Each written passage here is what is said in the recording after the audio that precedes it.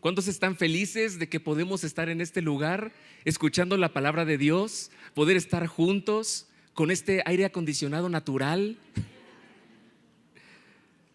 Amados, hoy tenemos un pasaje muy lindo. ¿Me pasan mi Biblia? Estaba aquí en mi mochila.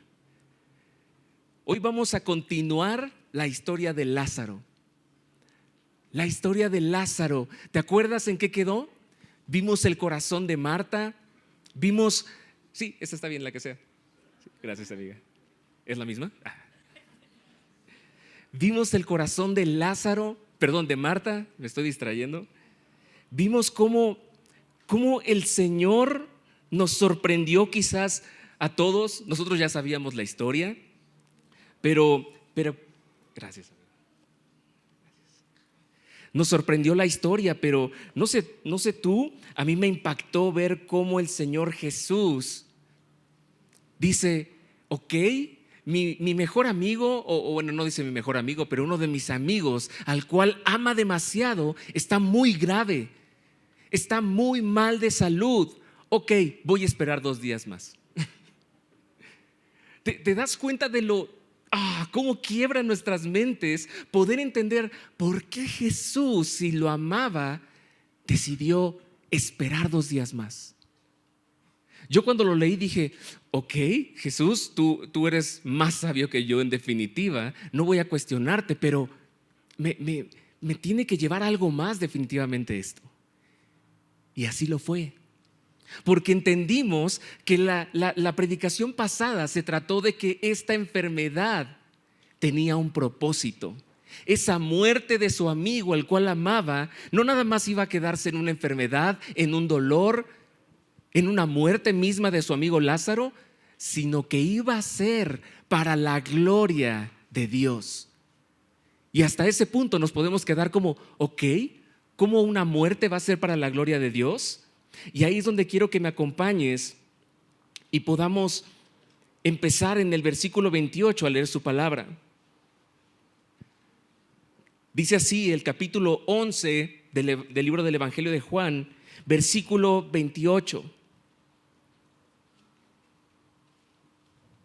Habiendo dicho esto, Marta se fue y llamó a su hermana María, diciéndole en secreto, el maestro está aquí y te llama. Tan pronto como ella lo oyó, se levantó rápidamente y fue hacia él, porque Jesús aún no había entrado en la aldea, sino que todavía estaba en el lugar donde Marta, lo había encontrado. Entonces los judíos que estaban con ella en la casa consolándola, cuando vieron que María se levantó deprisa y salió, la siguieron, suponiendo que iba al sepulcro a llorar ahí. Al llegar María donde estaba Jesús, cuando lo vio, se arrojó a sus pies, diciendo, Señor, si hubieras estado aquí, mi hermano no habría muerto. Una pausa. ¿Te acuerdas qué fue lo que dijo Marta? ¿No fueron exactamente las mismas palabras que vemos aquí en María? No sé tú, pero yo amo a una familia y que 2 personas que tanto amo me digan, fue tu culpa. O si hubieras estado aquí, más bonito, no hubiera pasado esto. Continuamos leyendo, dice, y cuando Jesús la vio llorando y a los judíos que vinieron con ella llorando también, se conmovió profundamente en el espíritu y se entristeció. ¿Dónde lo pusieron?, preguntó Jesús. Señor, ven y ve, le dijeron. Y entonces este versículo hermoso, Jesús lloró. Por eso los judíos decían, miren cómo lo amaba. Pero algunos de ellos dijeron, ¿no podía que abrió los ojos del ciego haber evitado también que Lázaro muriera? Entonces Jesús, de nuevo, profundamente conmovido, fue al sepulcro. Era una cueva y tenía una piedra puesta sobre ella. Quiten la piedra, dijo Jesús. Marta, hermana del que había muerto, le dijo: Señor, ya huele mal, porque hace 4 días que murió. No sé tú, pero es como recalcándole a Jesús, o sea, quizás no olería mal, pero te recuerdo que te tardaste. Jesús le dijo: ¿no te dije, Marta, que si crees verás la gloria de Dios? Entonces quitaron la piedra, Jesús alzó los ojos y dijo: Padre, te doy gracias porque me has oído. Yo sabía que siempre me oyes, pero lo dije por causa de la multitud que me rodea, para que crean que tú me has enviado. ¿Notas el propósito? Habiendo dicho esto, gritó con fuerte voz: Lázaro, sal fuera. Y el que había muerto salió, los pies y las manos atados con vendas y el rostro envuelto en un sudario. Jesús les dijo: desátenlo y déjenlo ir. Versículo 45. Por esto muchos de los judíos que habían venido a ver a María y vieron lo que Jesús había hecho, creyeron en él. Pero algunos de ellos fueron a los fariseos y les contaron lo que Jesús había hecho. Entonces los principales sacerdotes y los fariseos convocaron un concilio y decían: ¿qué hacemos? Porque este hombre hace muchas señales. O sea, acaban de revivir a un muerto y estos tipos están preocupados por qué pasa si sigue levantando muertos. Todos van a creer en él. Si lo dejamos seguir así, todos van a creer en él y los romanos vendrán y nos quitarán nuestro lugar y nuestra nación. Versículo 49. Pero uno de ellos, Caifás, que era sumo sacerdote ese año, les dijo: ustedes no saben nada, ni tienen en cuenta que les es más conveniente que un hombre muera por el pueblo y no que toda la nación perezca. Ahora bien, no dijo esto de su propia iniciativa, sino que siendo el sumo sacerdote ese año, profetizó que Jesús iba a morir por la nación, y no solo por la nación, sino también para reunir en uno a los hijos de Dios que están esparcidos. Así que desde ese día planearon entre sí matar a Jesús. Por eso Jesús ya no andaba públicamente entre los judíos, sino que se fue de allí a la región cerca del desierto, a una ciudad llamada Efraín, y se quedó allí con los discípulos. Estaba cerca la Pascua de los judíos y muchos de la región subieron a Jerusalén antes de la Pascua para purificarse. Entonces buscaban a Jesús y estando ellos en el templo se decían unos a otros: ¿qué les parece? ¿Que vendrá a la fiesta o no? Y los principales sacerdotes y los fariseos habían dado órdenes de que si alguien sabía dónde estaba Jesús, dieran aviso para que lo prendieran. ¡Wow! ¡Qué historia! Creo que nos echamos un capítulo de Chosen entero con esta lectura. Amado, ¿por qué no cierras tus ojos y oramos para que sea el Señor el que hable a través de mí esta mañana? Padre, impresionante es ver tus escrituras. Impresionante es para nosotros que ya conocemos el relato completo. No me imagino para los corazones que estaban viendo en vivo tus hazañas, tus milagros. Señor, hoy queremos no ser espectadores de un sermón, de una predicación. Queremos realmente ser vivificados por tu palabra, así como Lázaro lo fue. Padre, te pedimos que me uses en este momento para ser diligente y fiel a tu palabra, que no sea mi criterio, que no sean mis emociones, que sea tu Santo Espíritu. En el nombre de Cristo Jesús, amén. Amados, he titulado este sermón: Cuando Jesús llora, el infierno tiembla. Amén. Cuando Jesús llora, el infierno tiembla. Y la idea central que este pasaje nos está dejando ver es que creas en Jesús, el Hijo de Dios, porque su voz da vida y su cruz nos hace parte de su familia. No sé a ti, creo que no te emociona esta noticia, pero ¿estás entendiendo lo que estamos diciendo? Nosotros que estábamos muertos como Lázaro, por el llamado de su voz es que pasamos a tener vida eterna. Y no solo eso, fue por su cruz que entonces nos hacemos llamar hijos de Dios. Pero antes de que podamos empezar a profundizar, regresemos al corazón de este dolor, de esta situación.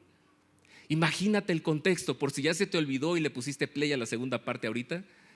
Imagínate ese dolor de dos hermanas que amaban a su hermano, amigas de Jesús, experimentando esta situación.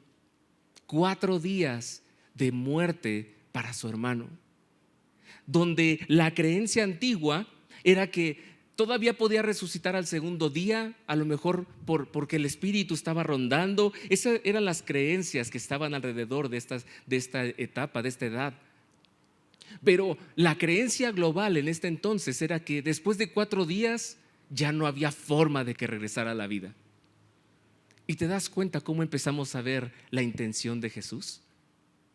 Todo lo que la gente cree, sus expectativas son rotas porque Jesús no se somete ante nadie como la muerte, como el enemigo, solamente se somete al Padre.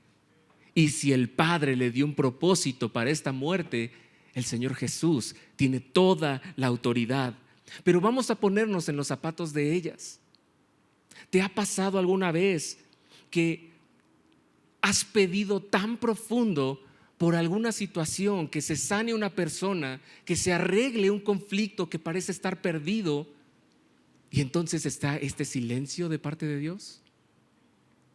E intentas orar más fuerte, e intentas orar con canto y con danza, y empiezas a hacer, y aún así no hay una respuesta del Señor. Quiero que veamos algo que está pasando en este pasaje.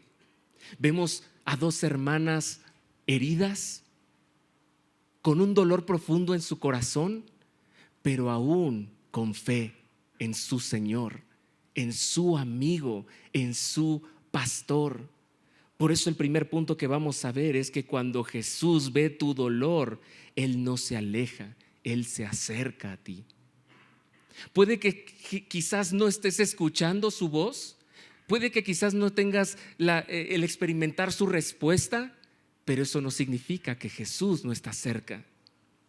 Vamos a ver cómo en este primer punto Jesús llega con ellas, pero no nada más llega y las ve a la distancia. Él llega, está presente y experimenta el dolor junto con ellas. Marta llama a su hermana María y le dice: ven, el maestro está aquí y te llama. Cuando nosotros estamos experimentando dolor, algo que pasa es de que si tu esperanza no es Cristo, tú vas a estar enfrascado en ese dolor. Vas a ser incapaz de salir de eso que te está pasando. Pero vean lo hermoso de este pasaje. Aún de que María no se podía parar, estaba llorando, cuando escucha que viene su maestro, cuando escucha su voz que la llamó su pastor, ella se levanta de inmediato. María, dice el versículo, María corre, pero no solamente corre. Cuando corre y llega con Jesús, ella no hace esto de pegarle en el pecho y decirle: ¿por qué no llegaste? Fíjate la respuesta tan hermosa de adoración que ella tiene. Ella se postra a sus pies. Ella no pregunta, no impone, no, se postra a sus pies y le dice con humildad: Señor, si hubieras estado aquí. Pero no sé tú, yo lo que veo no es una María insolente, no es una María que está dudando, criticando la voluntad. Estoy viendo un corazón que realmente ha sido lastimado. Estoy viendo un corazón que ha sido herido por los estragos de la muerte, o sea, por los estragos del pecado. No veo una falta de fe en María, veo un dolor genuino. A lo cual te digo: ¿quién te dijo que te tienes que hacer el fuerte cuando algo malo está pasando? Eso es algo que la cultura nos ha estado enseñando. Pero tú y yo, si conocemos la voz del Maestro, sabemos que es una voz amorosa. Sabemos que es un amor que cubre, que te acepta, que te abraza, al cual puedes llegar, postrarte a sus pies y expresarle tu dolor, expresarle tu petición. No tienes que maquillar tu dolor cuando vengas en oración para con el Señor. Amado, tu dolor es real. Tu dolor no te descalifica. Tu dolor te tiene que conducir a sus pies. A que no quieras resolverte en tus fuerzas, sino que puedas ir al Señor y decirle: Señor, toma control de mí. Señor, toma mis emociones como una alabanza a tu nombre, y que este dolor aún así sea para tu gloria. Jesús ve el llanto de María, el llanto de los que lo acompañan.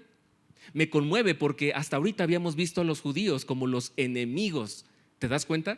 Cuando Juan en el Evangelio nombra a los judíos, no hablaba de la nación, hablaba de los enemigos, los fariseos, enemigos de Jesús específicamente. Pero aquí ellos son los que también están llorando, conmovidos por lo que había pasado.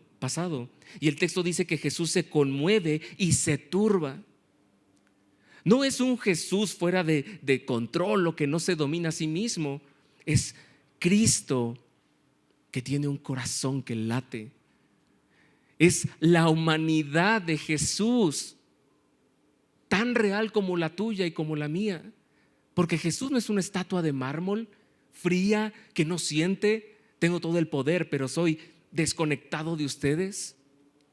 Él siente, Él se conmueve, y versículo 35 dice: Él llora.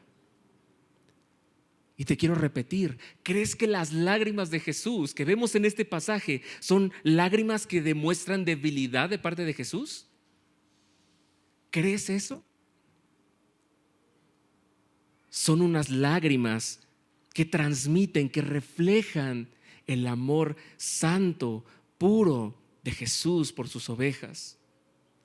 Pero también cuando dice que se turba, yo veo esta indignación en la vida de Jesús contra la muerte, contra todo lo que el pecado arruinó. Fíjate cómo está toda la gente en esta escena conmovida. Unos miran y dicen: wow, Jesús está llorando. Quizás es la primera vez que lo vieron llorando, quizás no, pero se conmueven y dicen: wow, cuánto lo amaba. Pero hay otras personas que dicen: a ver, en lugar de que esté llorando, ¿por qué no vino antes? Y lastimosamente, amados, creo que muchas veces este es el rol que como hijos tomamos. Señor, si tú hubieras hecho esto antes, mi esposo estaría aún conmigo, mis hijos estarían conmigo. Señor, te creo que me amas, pero ¿no pudiste haber hecho esto mejor así? Wow, ¿quién se vuelve el Dios funcional entonces en esas frases? El yo. Porque es, sí, muy bonita tu voluntad, todos sabemos que tu voluntad es buena, agradable y perfecta, pero a mí no me parece que sea así. ¿No pudiste haber hecho esto de esta forma? ¿Te das cuenta ese orgullo en nuestros corazones? Aún viendo las lágrimas de Jesús, el corazón humano se pregunta: ¿no pudo haberlo hecho mejor? ¿Te das cuenta que muchas veces cuando debemos dolernos junto con nuestros hermanos, nuestro corazón puede estar enfocado en juzgar, en criticar egoístamente? Y nuestro hermano que está en dolor, que necesita que estemos con él, abrazándola, llorando con él, padeciendo, sufriendo junto con él, queda en segundo término. Pero nuestro Señor Jesucristo, ¿sabes qué nos enseña? Lo opuesto. Cristo nos enseña a estar cerca de los que sufren, pero también a dolernos junto con ellos, y así entonces podemos mostrar el verdadero amor de Cristo. Fíjate que dice Romanos 12:15: gócense con los que se gozan y lloren con los que lloran. Amados, este pasaje nos está dejando algo claro. tenemos un llamado, todos como hijos de Dios, los que han puesto su fe y confianza en Jesucristo, a tener esa empatía, esa compasión, animar a los creyentes a ser uno con ellos, con sus emociones y con su dolor. ¿Te das cuenta que este mundo nos está rodeando de tantas distracciones para que lo único que pienses sea en ti? Pero el Señor, tu nueva criatura, tú como nueva criatura, vas a buscar hacer la gloria del Padre, no buscar lo tuyo. Y cuando tú haces eso, entiendes que somos uno como cuerpo de Cristo. Y que si a la mano le duele algo, no vas y la cortes para que deje de estar de chillona, ¿no? ¿Qué haces? El cuerpo va, manda glóbulos blancos para tratar sanar, curar, porque es uno. Porque lo que le pase a esta mano va a perjudicar a todo el cuerpo. Porque lo que pasa en esta mano no se limita a dolerle a la mano, sino que le duele a todo el cuerpo. Amén. Cuando tú ves que un hermano está en necesidad, está en aflicción, ¿por qué eres indiferente? ¿Crees que basta con un voy a orar por ti en la semana? ¿Y te vas y lo dejas llorando? Y es que no tengo tiempo, va a empezar el mundial. ¿Te das cuenta? Familia, nos han enseñado por mucho tiempo a guardar nuestras emociones, a protegernos de los demás, a poner esas barreras, a no llorar en público, porque eso es debilidad. Te vuelvo a preguntar, ¿crees que Jesucristo es débil? Las lágrimas de Jesús nos enseñan algo totalmente diferente, que hay más poder en la debilidad y en la humillación que en la dureza de mi corazón. Las lágrimas de Jesús nos enseñan que hay más poder en la debilidad y en la humillación que en la dureza de mi corazón. Así que las lágrimas de Jesús no están negando su poder, no lo muestran con debilidad, todo lo contrario, Él refleja un amor profundo y real, humano, aparte de su divinidad. Y esto solo anuncia la preparación del camino que lo va a llevar al punto cúspide de la obediencia máxima de Jesucristo para el Padre en aquella cruz, en donde Él se entregó a sí mismo por todos los pecados del mundo. Y ahora vamos a ver ese poder en acción, porque en los siguientes versículos vemos que cuando Jesús da una orden, la tumba lo obedece. ¿Te das cuenta? Esa confianza de Jesús de que ya sabe lo que va a pasar, sabe su autoridad, que la muerte no es el máximo enemigo final o que tenga dominio sobre él, pero aún así experimentó todo ese dolor. Jesús llega al sepulcro conmovido. La muerte no es parte normal de la vida. Tenemos que entender esto. ¿Tú crees que había muerte en el Edén? ¿Había muerte en el Edén? La muerte llegó por consecuencia de la desobediencia del hombre, pero no fue el Señor metiéndola en el Edén. Fue el hombre, fue el corazón del hombre quien la introdujo. Y entonces estamos hoy aquí en esta situación. Jesús ordena, quiten la piedra. Y Marta responde una frase que a lo mejor todos nos quedamos como, uy, Señor, es que ya huele mal. ¿Estás seguro de lo que quieres hacer? Imagínate esa escena. No sé tú, pero quizás ya había gente que estaba diciendo que no tiene el cálculo de los días. Piensa que apenas ha pasado unas horas. ¿O por qué lo quiere ir a ver si ya no va a estar en el mejor momento ese cuerpo? Ella está diciendo, ella está dejando ver su corazón. Le está diciendo a Jesús, Señor, ¿por qué si esto ya es irreversible? Ahora podemos ser duros con Marta y decir, uy, qué falta de fe. Sí, pero si ahorita vamos al panteón y te digo, a ver, remuevan esa, tú vas a decir, ¿qué está pasando con John? Se le está subiendo. Imagínate, métete en el papel con ellos. Jesús la trae de vuelta al centro del evangelio. Jesús, en lugar de decir, como tú no crees, como tú no tienes fe, entonces no voy a hacer el milagro. Señor, yo quería hacerlo, pero no tuvo fe ella. ¿Te das cuenta? Jesús lo que hace es con cuerdas de amor, con palabras de amor, la trae y le dice, ¿no te dije, Marta, que si crees verás la gloria de Dios? No le está diciendo, ¿sí entendiste? ¿Entendiste lo que estaba diciendo? No le dice, si controlas. Le está diciendo, si crees, si pones tu confianza en mí, dice Jesucristo. Y yo te pregunto a ti, amado, ¿qué parte del evangelio de Cristo, del cual te hemos estado anunciando cada domingo, cada predicación, no has creído aún? ¿Qué parte del evangelio no has creído aún? Tú me puedes decir, no, claro, yo creo todo, por eso estoy aquí. Sí, pero si tu vida muestra una desconfianza absoluta por qué va a pasar el día de mañana, ¿realmente estás creyendo el evangelio? Si estás tan afanado en las cosas de la tierra, ¿realmente estás creyendo el evangelio? Si estás trabajando para poder tener más cosas, ¿realmente estás trabajando para el Señor o estás trabajando para ti mismo?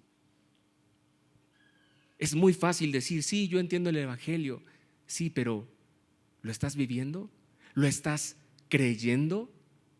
Como le dice Jesús a Marta. Jesús ora al Padre con esta voz pública y remarca el propósito, y me encanta porque dice, esto lo estoy haciendo para que crean que tú me enviaste a mí, tu Hijo. Y aquí hay un punto muy importante, amados. El milagro, los milagros de Jesús no son para entretenimiento. Estamos muy acostumbrados a ser espectadores, a ser consumidores. Inclusive, déjame decírtelo con muchísimo amor y con mucho tacto, si tú el día de hoy estas palabras no las guardas en tu corazón y las llevas a poner en obra cuando salgas de aquí, estás siendo un espectador. Estás solamente escuchando, pero no estás haciendo. Entonces te pregunto, ¿estás creyendo lo que estás escuchando? Recuerda que cada milagro tiene un propósito. ¿Te acuerdas del versículo 4? Cuando Jesús dijo, esta enfermedad no es para muerte, sino para la gloria de Dios, para que el Hijo de Dios sea glorificado por medio de ella. Amados, cuando hablamos de milagros, tenemos que entender fielmente que los milagros no son para entretener a un público escéptico. Te quiero contar rápidamente una anécdota que me dejó marcado. En la iglesia en la que yo crecí de niño, era ya adolescente, de repente el pastor dijo, silencio todos, vamos a hacer un milagro. Y yo, a ver, esto me interesa. Estaba yo con el celular, yo creo, no, ni tenía celular. Y dije, a ver, esto sí me interesa.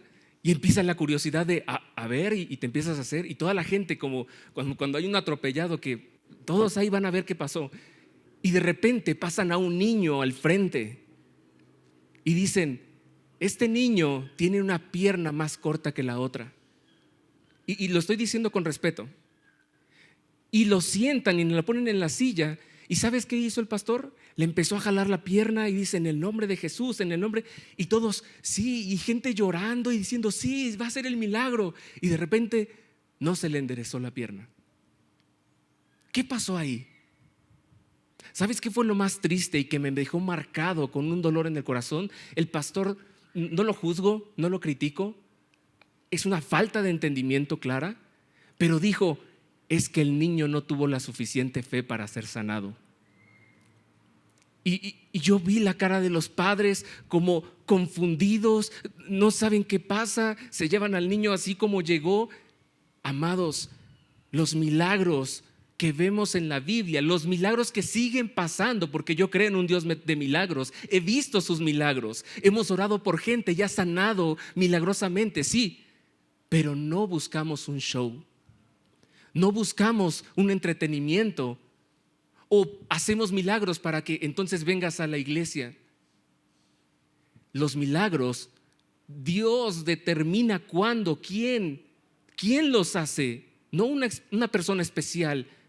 Cualquier persona que tenga el Espíritu Santo, si el Señor le place, puede ser partícipe de ver un milagro. Sí, pero ese milagro siempre va a tener el propósito perfecto de apuntar a la obra de Cristo. Y es para que muchos crean. ¿Cómo cambia, amado, tu perspectiva bíblica cuando quieres que el Señor solamente haga un milagro en algún familiar? Sé que es un buen deseo de tu corazón. Todos queremos eso. Pero no es más bíblico decir: Padre, esto es lo que yo anhelo. Yo anhelo un milagro de sanidad. Y el libro de Salmos nos dice que podemos hacerlo. Ten paz de decir, de expresar ese deseo. Pero al final tenemos que cerrar: pero hágase tu voluntad. Si hay un propósito, Señor, en que mi madre se sane, si hay un propósito en que mi esposa esté mejor de salud, que sea para tu gloria y que sea para predicar, y no nada más en las enfermedades.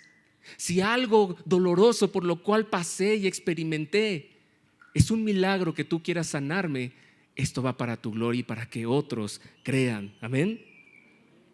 El punto más fuerte del pasaje lo vemos aquí en el versículo 43, cuando Jesús clama: Lázaro, ven fuera. Hasta me da ñáñaras, ¿te imaginas? O sea, la gente ver como, ok, Jesús va a hacer, evidentemente va a hacer otro milagro. ¿Qué va a pasar? Y de repente no lo vemos a Jesús negociando con la muerte, no lo vemos haciendo ningún ritual, no le está pidiendo permiso a la muerte. Jesús solamente, con toda su autoridad, dice la palabra: Lázaro, ven fuera. ¿Te das cuenta del poder de la palabra? No de las acciones siquiera de Jesús, de su palabra. ¿Y sabes cuál es el resultado? Versículo 44, el muerto sale atado, así como lo habían metido a la tumba. Y Jesús dice: desátenlo y déjenlo ir. Desátenlo y déjenlo ir. Amados, ¿se dan cuenta de lo asombroso del Evangelio? ¿Puedes ver las primicias del anuncio del Evangelio con esta escena tan hermosa? Jesús hablando nos da vida. Jesús nos da un nuevo corazón de carne que pueda latir, pero también nos hace libres. Amén. No nos deja solamente vivos y órale, nos da una nalgadita y a correr ahí como cabrita libre. ¿Qué es lo que hace? Él lo que hace es te da un corazón nuevo, de verdad, que lata, pero también te quita las cadenas, nos hace libres. Pero ¿sabes libres para qué? Para poder ser libres y correr hacia aquel que nos dio la vida, para hacer su amorosa y perfecta voluntad. Solamente Jesús es el que puede hacer esto. Pero ¿puedes ver la participación de su pueblo? Jesús le dice a las personas que están al lado: quítenle las vendas, quítenle el sudario, desátenlo. Es hermoso ver que cuando alguien es pasado de la muerte a la vida, espiritualmente hablando, cuando se vuelve hijo de Dios, a lo mejor va a ser un bebé espiritual, y ahí tienes que estar tú y yo para poder quitarle las cadenas, quitarle las vendas y poder acompañarlo en su fe.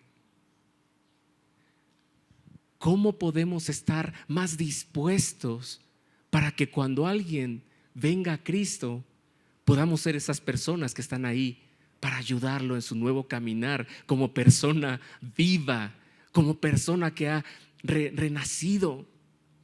Ayer en la conferencia de jóvenes estuvo padrísimo y me encantó ver cómo una de las preguntas no tenía nada que ver con matrimonio.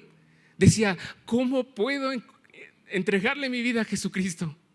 Y me quedé así como, estaba yo viendo las preguntas y de repente digo: caray, y esta pregunta era una pregunta que brillaba en medio de las demás, porque los otros genuinamente tenían preguntas del tema de matrimonio, perfecto, pero esta pregunta brillaba porque decía: ¿cómo puedo entregarle mi vida a Cristo?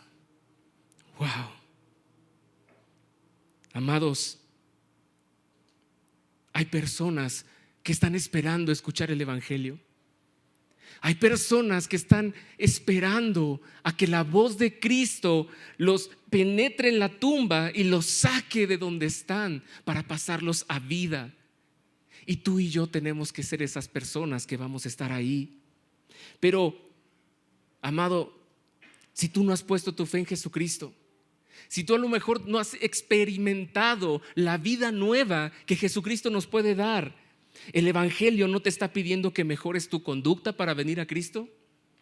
El Evangelio no te está exigiendo algo, absolutamente nada. ¿Qué es lo que está haciendo Cristo? Él te dice, simplemente ven a mí. Así como estás, en la condición que estás, ven a mí. Porque sin mí estás muerto, pero si mi voz te llama, mi voz te dará la vida. No necesitas motivación, coaching, necesitas la resurrección de Jesucristo. Porque cuando Jesús te llama, la muerte te suelta y pierde todo su efecto, su poder sobre ti, para que vivas y vivas en abundancia. Amén. Y por último, amado, ante el milagro que vemos de Jesús dando vida a un hombre, vemos que ese milagro fue la última gota que derrama el vaso para revelar la conducta y la postura del corazón humano. Versículo 45 y 46. Vemos dos reacciones ante este suceso milagroso. Unos creen y otros se van a informarle a los fariseos acerca de esto. La evidencia no es el problema. El problema, nuevamente, como lo estudiamos en Santiago, el problema es el corazón. Se sacaron un 10. Los líderes admiten, este hombre está haciendo muchas señales, y luego confiesan su verdadero temor. ¿Perderemos nuestro lugar, nuestra nación? Amado, cuando el evangelio puro de Cristo, no el que te dice ven al cristianismo para que entonces tengas una vida perfecta, eso es mentira. No vas a tener una vida perfecta, va a haber pruebas, va a haber dificultades, pero lo perfecto en tu vida va a ser Cristo. Pero si tú esta verdad del evangelio, de entregar tu vida a Jesucristo, amenaza algo en tu vida, tú tienes que tomar una decisión. No te puedes quedar neutral ante esto. O suelto esto que tengo miedo de perder y le entrego mi vida a Jesucristo por completo, o me rindo ante lo que no quiero perder en este mundo y rechazo a Jesucristo. Vemos cómo todo este grupo de judíos ahora en su corazón ya hay un odio tal que entonces empiezan a planear matarlo. Aquí vemos cómo empieza el plan de ellos de que cuando puedan aprenderlo lo van a llevar a la cruz. Pero qué hermoso es ver que estas personas no mataron a Cristo, porque nadie puede arrebatarle la vida a Cristo, sino que fue Él quien se despojó de su vida. Nadie viene y me la quita, yo la doy por mis ovejas. Yo la doy por aquellos a los que vine a rescatar de las garras del pecado. Vemos el inicio de esta trama, de esta emboscada que quieren hacer para con Cristo. Pero esto no sorprende a nuestro Señor Jesús. Esto simplemente le va diciendo los tiempos, perfecto, ya viene la hora. La hora ya se acerca de la Pascua. Ese momento donde yo voy a padecer intensamente lo que por amor ustedes ya no van a padecer. Ese día donde yo voy a cargar con todo el pecado del mundo para que ustedes no sean condenados por ese pecado. Ese día donde yo voy a ser el sustituto para que yo esté en la cruz y no ustedes. ¿Te das cuenta de que toda nuestra salvación está sostenida en la obediencia de nuestro Señor Jesucristo? Iglesia, si hoy estás triste, dolido, o incluso si hoy estás muerto espiritualmente, quiero animarte a que escuches su voz, porque su voz es la única que te va a salvar, te va a sanar y te va a dar nueva vida. Él no te ofrece sacarte de tus problemas o consecuencias de los pecados que te has metido o cometido. Él te ofrece un nuevo nacimiento, te ofrece una familia en Cristo, te ofrece vida eterna comprada por su sangre. Así que la pregunta final que te hago, iglesia, porque te amo, te pregunto: ¿qué harás con la verdad del evangelio que has escuchado en este día? ¿Qué has escuchado los domingos pasados? ¿Qué harás tú hoy con la verdad del evangelio? ¿Vas a caer a sus pies como María, llorando por tu vida anterior o entendiendo la magnitud de tu pecado, pero feliz, libre, gozando de esta nueva vida, porque ahora Cristo lavó todos tus pecados, te cubrió con tu sangre, con su sangre preciosa, para hacerte verdaderamente limpio? O lastimosamente tu corazón se va a endurecer como el de estos judíos y van a rechazar la verdad de Cristo, porque atenta contra tu reino. Porque el evangelio que te puede hacer libre, sientes que te va a quitar algo a lo cual te has atesorado en este día. Amados, como cada primer domingo nosotros celebramos la Santa Cena, pero quiero explicarte qué significan estos elementos. Cuando nosotros tomamos el pan, estamos recordando que fue Jesucristo quien dio su cuerpo, no porque esto sea su cuerpo, sino porque simbólicamente al partir el pan entendemos que su cuerpo también fue partido, crucificado en esa cruz, para que yo pueda decir: ahora eres parte del cuerpo de Cristo. Ahora estamos unidos en una verdad más grande, en un sacrificio más grande, que es que su cuerpo se dio por nosotros. Y cuando nosotros tomamos este jugo de uva que representa su sangre, tú estás diciendo: Señor, reconozco que esta sangre, pueden pasar, que esta sangre fue la misma que se derramó en esa cruz.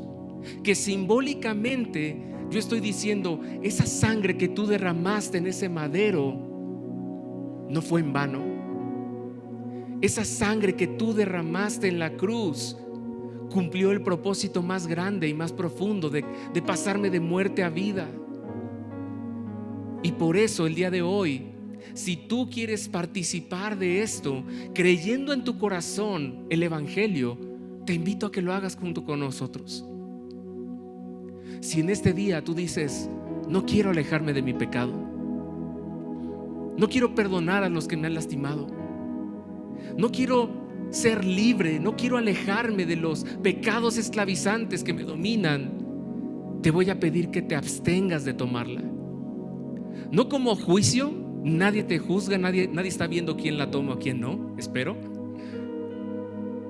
sino porque la palabra misma dice que quien toma indignamente este simbolismo de la sangre de Cristo, del cuerpo de Cristo, perece. Y dice la palabra: por eso muchos están enfermos en sus congregaciones, por tomarla indignamente. Yo prefiero que no la tomes si no estás dispuesto a perdonar al prójimo. Yo prefiero que no la tomes si no estás dispuesto, dispuesta a obedecer la palabra de Cristo. Pero si tú has reconocido tu pecado, que hemos fallado contra un Dios santo, pero que ahora recibimos en Cristo Jesús su gracia, su amor, su perfecto amor, entonces tómala.